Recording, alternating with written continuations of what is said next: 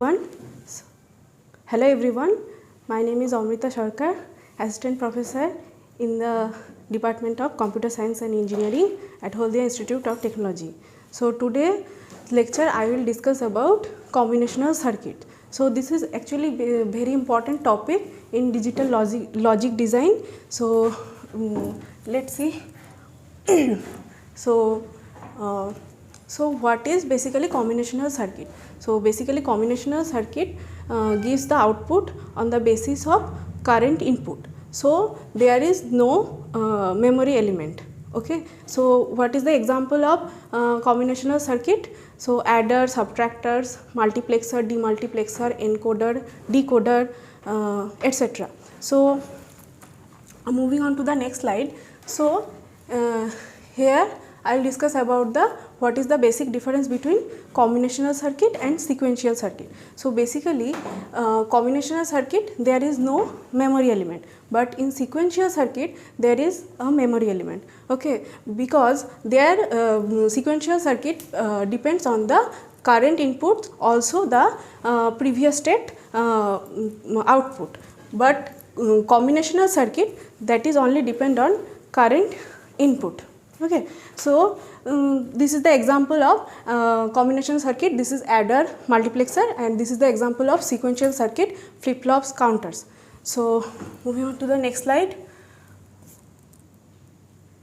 So here I will discuss about the half adder. So here you can see this is the half adder truth table. So if you this is 0 0, when we are adding 0 0, that time sum will be 0 and carry will also 0, and 0 1, that time sum will be 1 and carry will also 0, and 1 0, for that case sum will be 1 and carry will also 0. For 1 1, 1 1 means 10, so that is why carry is 1 and sum is 0.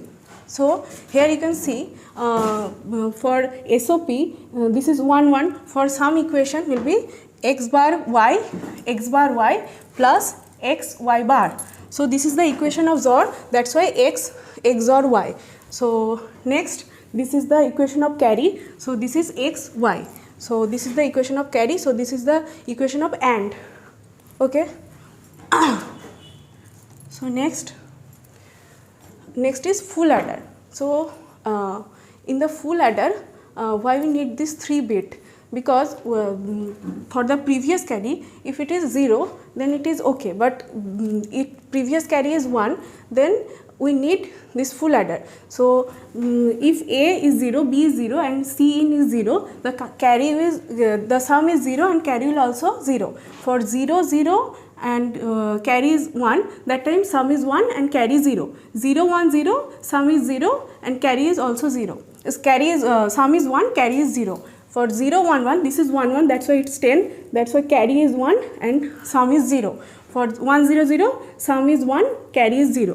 1 1, this is 10, that is why carry is 1 and sum is 0. 1 1, this is again 10, that is why its carry is 1 and sum is 0. 1 1 1, that is why it is 1 1. Okay. So this is the equation of sum A XOR B XOR C, and this is the equation of carry C A XOR B and plus AB. So here is the simplified equation. This is the equation for sum, this is the equation for carry. So here you can see this is A XOR B XOR C and this is the equation for carry C into A XOR B plus AB. So this is the equation for carry out. So next is half subtractor. So here you can see when we subtract 2 bit 0 minus 0, the difference will be 0 and borrow is 0. When we will subtract 0 minus 1, that time we need borrow, that is why this is 1 and difference will be 1 0 means 2, 2 minus 1 is difference will be 1, and 1 for 1 minus 0 is difference will be 1 and borrow is 0. 1 minus 1, difference is 0, borrow is also 0. So this is the block diagram of half subtractor, and here you can see the equation. For the difference equation, this will be A bar B plus A B bar. So this is the again XOR equation, A B XOR, and this is the equation for borrow, A bar B. So here you can see A bar B. This is the equation for A bar B. Next is full subtractor. Again, for the full subtractor, this is the borrowing. So for the 0 0, the difference will be 0 and the borrow is 0. For the 0 0 1, the difference is 1 and borrow is 1. 0 1 0, the difference is 1 and borrow is also 1. For 0 1 1, difference is 0 and borrow is also 1. 1 0 0, the difference is 1 and borrow is 0. 1 0 1, the difference is also 0 and borrow is also 0. 1 1 0, the difference and borrow both is same, and 1 1 1, both is 1 1. Okay, so this is the logic diagram for subtractor. Again, here is the equation. So if you simplify this, so you will get the value A's or B's or C, and if you simplify this, borrow C into A x naught B plus A bar B. So here you can see this A's or B's or C, and this is the equation for borrow. So moving on to the next slide. So here I will discuss about the 4:1 multiplexer. So for multiplexer, we can take multiple input with one output. So the input will be, if we take 2 to the power 1:1, then the select line will be 1. If we take it 2 to the power 2:1, then the select line will be 2. So here the multiplexer is 4:1 multiplexer. That's why the select line is S1 and S0. And this is the block diagram of the 4:1 multiplexer. So if the select line is 0 0, in that case the output will be D0.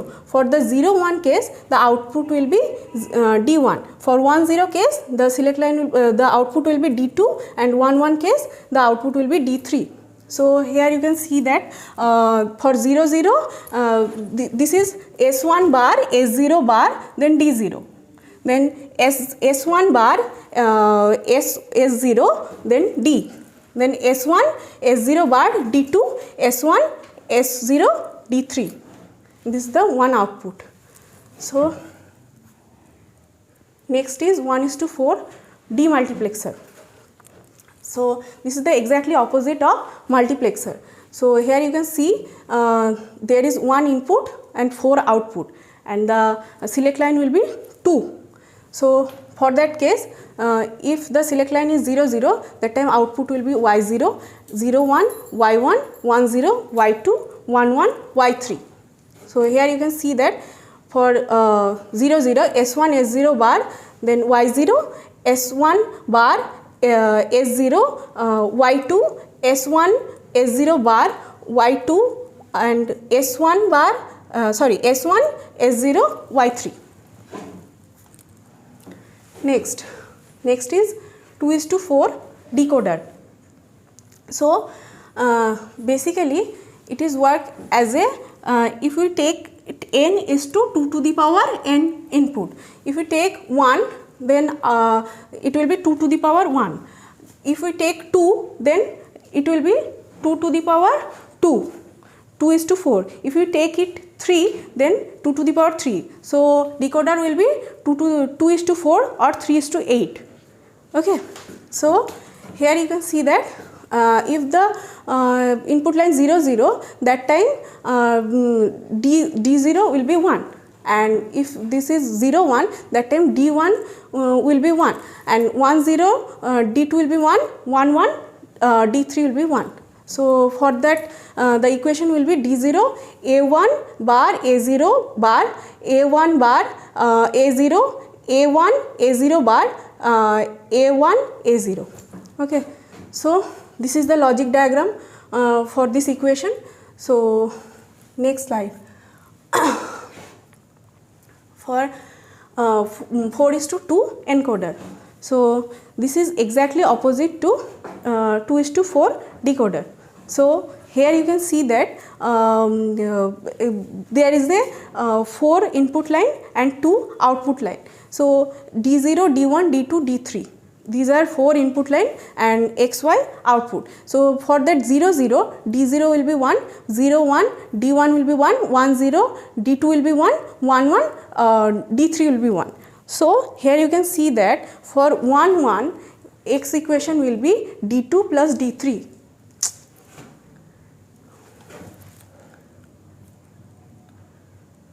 X equation will be d2 plus d3. For y equation, this will be d1 plus d3. Okay, y equals to d1 plus d3. So this is the simple logic diagram for 4:2 encoder. Next we will discuss about binary to gray code converter. So how we can convert binary number to gray? So this is the MSB bit. So the MSB bit will be as it is. So the first bit will be as it is. Here this is 1, that's why it is also 1. But for the next bit it will XOR, B1 XOR B2, B2 XOR B3, B3 XOR B4, B4 XOR B5. So here is the simple logic diagram for this binary to gray code converter. So first bit as it is, next is A XOR B, G3, B XOR C, G2, C XOR D, G1. So next is gray to binary code converter. So how we can convert gray code to binary? So first bit is MSB bit as it is, but you need to XOR operation with the result. 1 XOR 1, 0, 0 XOR 0, that will be 0, 0 XOR 1, that will be 1, and 1 XOR 0, 1, and 1 XOR 1, that will be 0. And this is the diagram for the gray to binary code converter. So now moving on to the next slide, here I will discuss about the carry propagate adder. So basically what is carry propagate adder? This is actually propagating the carry. So here we can see there is a 4 full adder. So first this is A0, B0, and this is carry, initial carry, and this is the sum. And whatever the output will come, that is in sum, and whatever the carry will come, that is the previous initial carry for the next full adder. So that's why it is propagating the carry. That's why it is carry propagating adder. Okay. Next, carry save adder. So basically it saves the carry. So when we are adding something, there is a when we are adding 2 bit like A0, B0, and there is a carry in, that time sum is 0, but we are storing the carry. We have stored the value. Okay, so here you can see. Why we can do this? Because for the we can remove the propagation delay. Okay, so that's why we use carry save adder. So moving on to the next slide, this is carry look ahead adder. This is basically this is the truth table of full adder. So why we need this carry look ahead adder? Here you can see this. When A, B and C in 0, for A, B both the cases A, B 0 and 0, carry in, whatever the carry in will give, that time carry out will be 0. That's why there is no carry generation. For the 0 1 and 0 1 and 1 0 1 0, whatever carry we are giving, the carry out will be reflecting as it is. Like here you can see 0 that is also reflected in carry out, 1 that is also reflected in 1, 0 that is also 0, and 1 that is also 1. So here you can see for that last one 1 1 and 1 1, C in 0 and 1, for that case it will 1. So here carry propagation is 1, carry generation is 1, but for the first case there is no carry generation, and the here you can see that is carry propagating. So this is the equation. So this is for carry propagation, this is for carry generation, and this is for yeah, here this is the full adder, where we can denote it as a carry propagation, and this is for carry generation. So here is the equation for GI equals to AI BI, because here you can see this is the equation, GI equals to AI BI, this is AND operation, that is why this is generation for AI BI, and PI is A XOR BI, PI is equal to A XOR BI. Okay. So here we are calculating the carry. So here you can see for the C1 we can already calculate the whatever the outcome will come, we just compare it, and it fastest the so here you can see, so we can calculate the carry previously, so there is no need, so this is more faster than any other adder. So this is the advantage of this carry look ahead adder. So this is the equation for sum. We already know that A XOR B XOR CY. So A XOR BI, so we can denote it as a PI, because this is the equation for PI, this is propagation, and P XOR CI. So this is the if we implement this formula to this, so we can easily calculate the carry. So thank you.